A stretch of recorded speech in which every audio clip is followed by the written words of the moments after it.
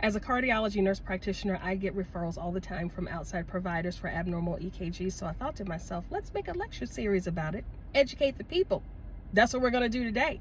From the creative mind of Make It Make Sense Cardiology, I bring you Abnormal EKG and My Dying or Not, an Andrea Gibson production. Today, we are going to talk about low voltage criteria. What does that even mean when you see this on your patient's EKG? At first glance, seeing something like low voltage could make you think that, you know what, my patient's heart might just be a little weak because there's not enough, oomph with the electrical signal that's coming out. And I can understand how you get to that conclusion. But let me go ahead and dispel that for you right now. That is certainly not the case. Low voltage does not mean that you have a weak heart whatsoever. It just means that the electrode, the stickers that are on the chest to get the EKG, they don't receive the strongest signal. And there are several different situations where that may be, what that could explain. There's several different situations that could explain why this is the case. And by all means, this is not an exhaustive list, but just to give you some food for thought. Number one, there is an increased tissue space between the patient's heart and the EKG, aka there's a lot of fatty tissue.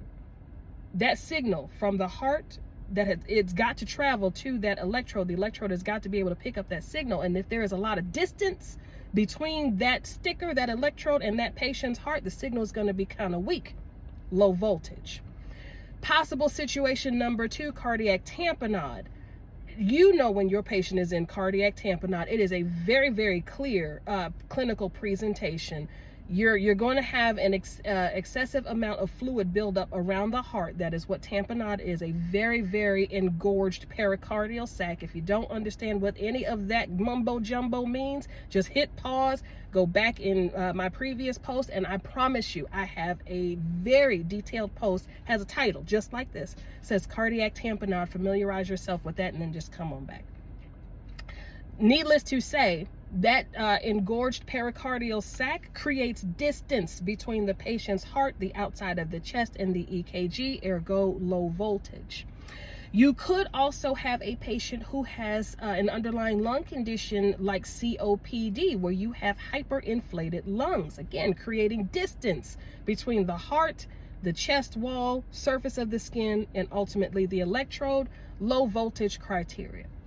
The key thing to remember, clinicians, the key thing to remember when you have any sort of abnormal EKG presentation, whether it's an arrhythmia or if it's not an arrhythmia, ST segment changes or T-wave inversions, or even this right here. If you have any sort of abnormal EKG finding, it is imperative that you talk to your patient and get a very good story, a history of what they've been feeling, any symptoms. Recently, actively, any symptoms that they are feeling, chest pain, shortness of breath, any sort of skipping, racing heartbeat, fainting episodes, go into elaborate detail, go into social history.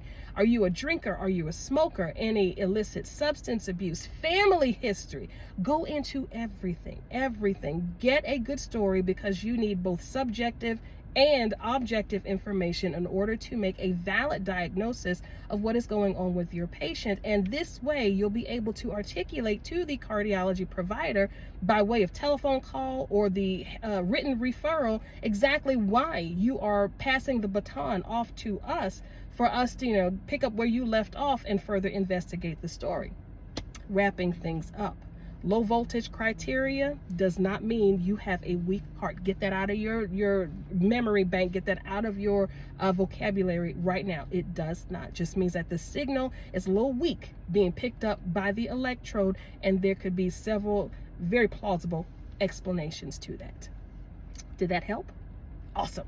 Drop a heart in the comments if that helped for you, and follow along for more, because I've done posts on LVH criteria, on nonspecific T-wave abnormality, on early repolarization, on T-wave inversions, poor R-wave progression. Oh, there's so much more in this series, and I am absolutely loving it. Other clinicians are loving it too. Nurses, thank you so much for everything that you do. This healthcare world that we serve in, there's no way that any of us providers could do what we do without the assistance of nurses. Proud to be a nurse myself, so I mean, I get it. I totally understand it. We are grossly underpaid, and oh, don't get me on. Anyway, thank you very much for your time. Class is dismissed.